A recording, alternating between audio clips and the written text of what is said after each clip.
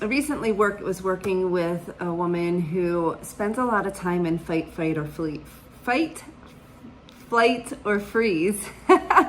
and you know, that happens to her, was happening to her often when she was feeling stressed.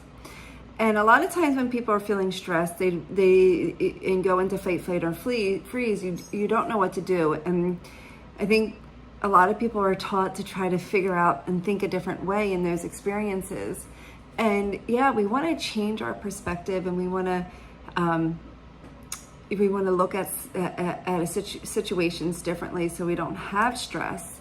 But instead of working on, you know, what stressed her in that moment, it was really looking at what are some tools. And one of the first things you want to do when you feel stressed or overwhelmed is really take notice of your body. Really looking at your body as your tool.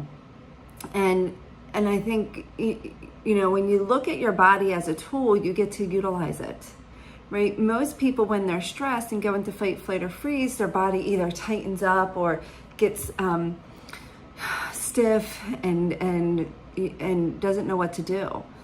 So one of the best things you can do when you are heading into that stressful environment is to really start to tune into your body and start to notice what is your body doing. So maybe focusing on some deep breathing, some, you know, awareness of your posture, all great tools, you know, holding your shoulders back instead of hunching over. Those are all great tools. But the challenge here that I saw was that there was something triggering her to be in fight, flight, or freeze. And so that's what you really want to look at. What's the trigger?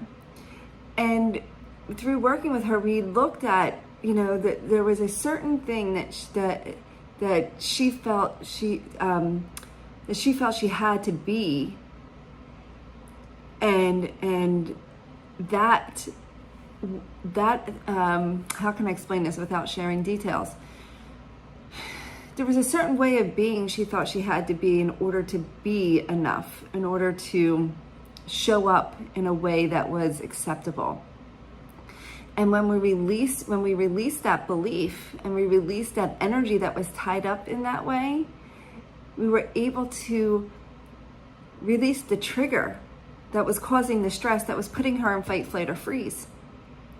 And so therefore, you know, not saying she'll never be triggered, not saying she'll never feel stress and all of that.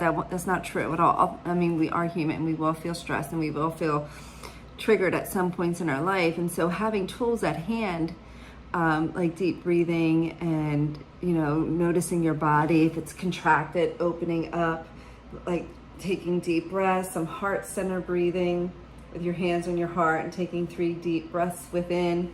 There's an empowerment stance where you pull your shoulders back, hands go behind your hips, and you look up. That stance opens up all of your chakras and also helps you to feel empowered. And so those are some tools that work, but when you are triggered, and it happens often, there's usually an underlying pattern that you want to release. You want to identify and reprogram that energy so that you're not triggered.